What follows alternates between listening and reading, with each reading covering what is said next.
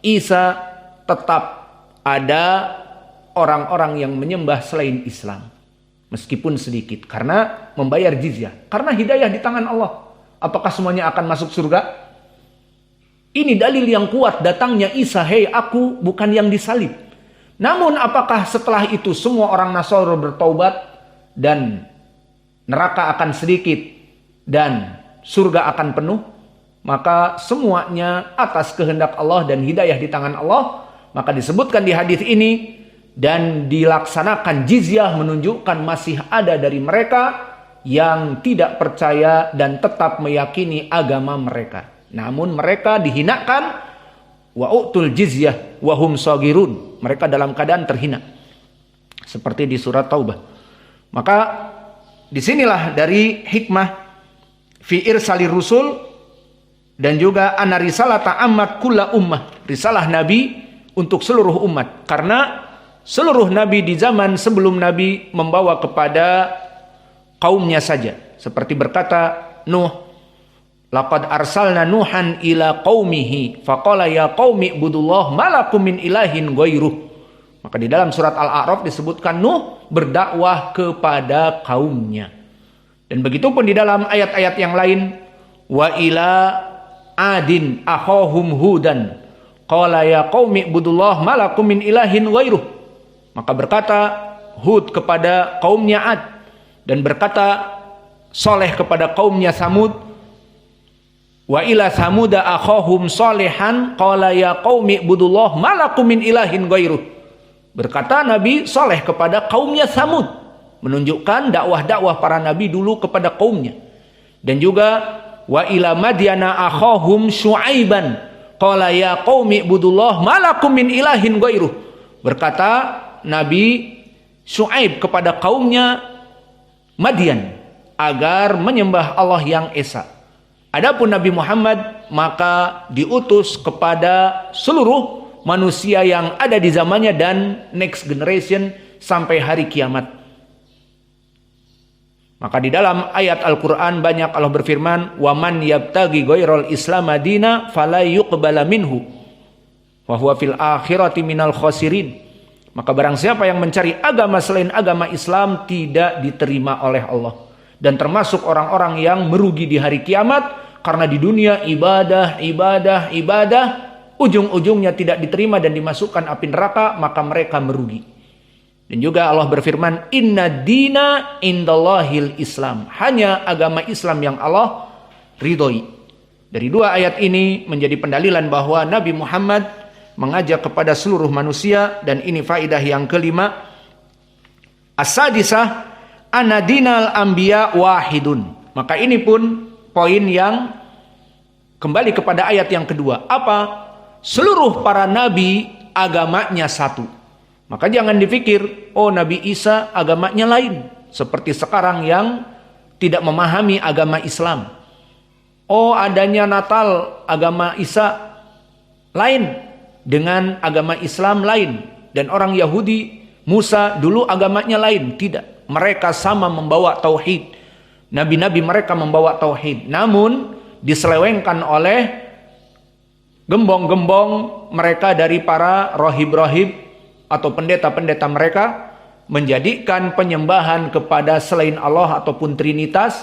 Maka seluruh Nabi Musa dan Isa dan Nabi Muhammad dan Nabi yang sebelumnya Nuh membawa risalah tauhid seperti ayat ini, walaqad ba'atsna fi kulli ummatin. Ini poin pendalilannya, bahwa kami di setiap zaman, setiap waktu, anytime, anywhere, mengutus para nabi untuk apa? Ani'budullah wajtanibut taghut, menyembah Allah dan menjauhkan dari peribadatan taghut. Dan faidah yang as-sabi'ah ataupun al-mas'alah as-sabi'ah, al-mas'alatul kabirah, anna ibadatallah la tahsulu illa bil kufri bitaghut. Fa fihi makna qauluhu fama yakfur bitaghut wa yu'min billah faqad istamsaka bil urwatil wuthqa lan fisama laha. Maka dari faedah yang ketujuh di masalah yang ketujuh ini, bahwa Nabi Muhammad sallallahu alaihi wa ala alihi wasallam dan seluruh nabi semuanya membawa ajaran tauhid. Dan syarat dari tauhid ada 8, dan yang terakhir adalah al-bara'ah minasyirik wa ahli syirik. Maka tauhid itu seseorang menyembah Allah dan juga berlepas diri dari apa yang disembah selain Allah. Seperti kita bersembah diri dari kesyirikan. Dan berlepas diri dari orang-orang yang melaksanakan kesyirikan. Maka jika kita mendapati orang-orang yang menyembah kepada selain Allah, jangan kita berkumpul dengannya. Jangan kita meminta pertolongan kepadanya dari segi pertolongan yang menghinakan kita, terutama agama kita. Kalau minta pinjam uang boleh nggak ke orang Nasoro? Ya boleh. Bahkan jual beli boleh. Mana dalilnya? Nabi di waktu meninggal, kata Aisyah, baju kevlarnya, baju besinya masih menjadi penggadaian atau masih tergadai di orang Yahudi untuk meminjam dari tepung, sok, minbur. Lihat bagaimana fakirnya Nabi, padahal dia bisa jadi kaya raya, diberikan pintu dunia, namun dia tidak mau. Paham? Berarti boleh apa tidak kita berbisnis dengan orang kafir? Boleh dalam masalah berbisnis. Namun merendahkan diri kita dan mengikuti agama mereka ataupun menghargai toleransi dari agama mereka, bahwa agama mereka pun benar seperti kita, semuanya beribadah, itu tidak boleh. Maka syarat di sini di faedah yang ketujuh, masalah yang paling besar bahwa yang namanya ahlu tauhid illa bil kufri bi tagut, harus kufur kepada tagut. Dan menyebutkan ayah bahwa dari syarat kufur kepada tagut adalah syarat la ilaha illallah. Faman yakfur bi tagut wa yu'min billah faqad istamsaka bil urwatil wuthqa lan fisama laha. Dan telah kami berikan tafsir dari urwatil wuthqa, datang dari Mujahid dengan sanad yang sahih, maknanya al-iman. Urwatul wuthqa adalah iman. Dan telah datang dari Suddi al-Kabir, urwatul wuthqa adalah Islam. Dan telah datang dari Sa'id ibn Jubair, faqad istamsaka bil urwatil wuthqa, maknanya kalimat tauhid la ilaha illallah. Maka semuanya maknanya satu. Seperti kita pelajari di usul tafsir, jika terjadi perbedaan dari para ahli tafsir dengan sanad-sanad yang sahih, maka jadikanlah semampu kita untuk maknanya itu satu. Dan ini maknanya satu. Urwatul wuthqa katanya iman, kata Mujahid. Kata Sudil Kabir Islam, kata Sa'id ibn Jubair la ilaha illallah. Semuanya satu. Islam adalah la ilaha illallah dan Islam adalah iman, maka kita tafsirkan sama. Maka maknanya barang siapa yang dia itu melaksanakan tauhid dengan apa? Kufru bitagut, kufur kepada tagut dan beriman kepada Allah yang esa, dia telah berpegang kepada al-urwatul wuthqa yang ditafsirkan berpegang kepada Islam, beriman kepada Allah dan berpegang kepada kalimat tauhid la ilaha illallah. Dan yang kedelapan, yang terakhir, ana tagut amun fi kulli ma ubida min dunillah. Dan ini kita kembali kepada definisi tagut yang terbaik, yang terpilih dari definisi Imam Ibnul Qayyim di I'lam al-Muwaqqi'in di mujallad yang pertama halaman 85, bahwa yang diinginkan dengan tagut adalah kullu mayatajawazu haddahu min ma'budin au matbu'in au muta'. Semua yang melampaui batas dari sifat makhluk, baik dia disembah atau diikuti atau ditaati.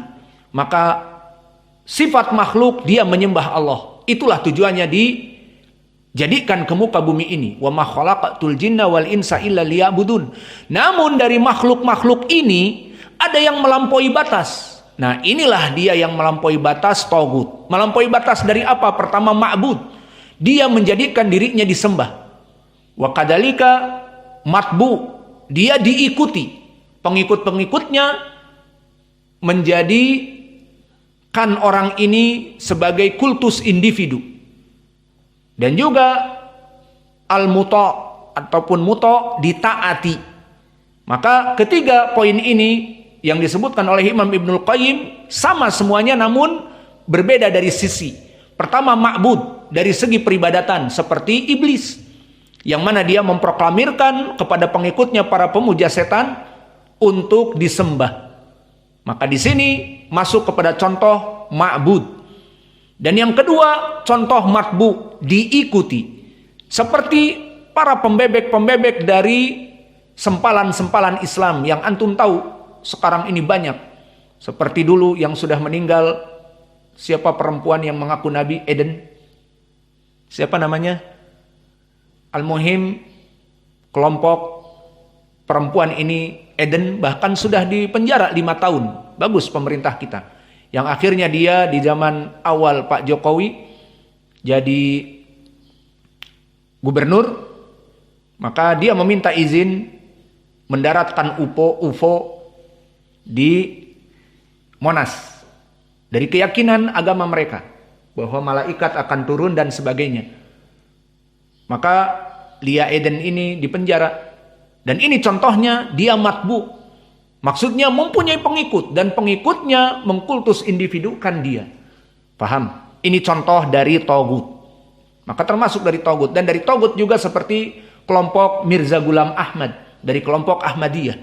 Yang dia diikuti bahwa dia adalah nabi. Padahal tidak ada nabi setelah Nabi Muhammad. Maka ini contoh dia melampaui batas dari diikuti. Maka semua pengikutnya mengkultuskan individu bahwa Mirza Ghulam Ahmad mencapai derajat nabi.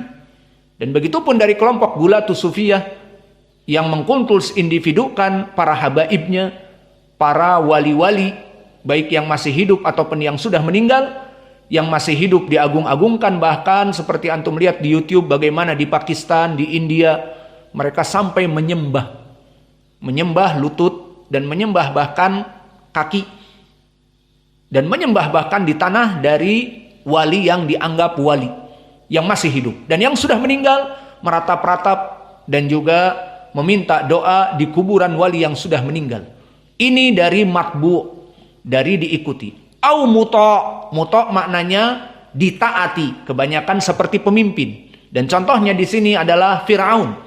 Yang mana Fir'aun ditaati oleh pengikutnya pada zaman itu dalam keadaan ketakutan rakyatnya.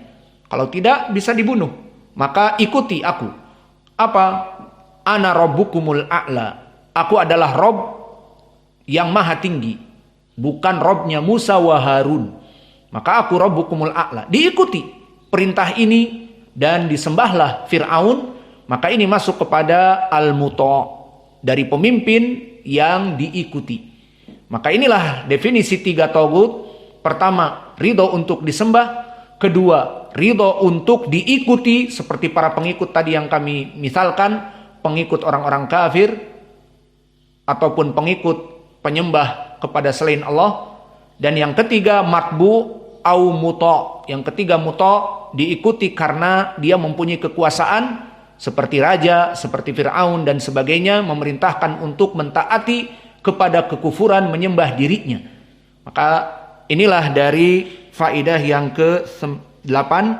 Maka kita cukupkan pelajaran kita di sini. Wa naktafi ilahuna wa jazakumullahu khaira wa barak.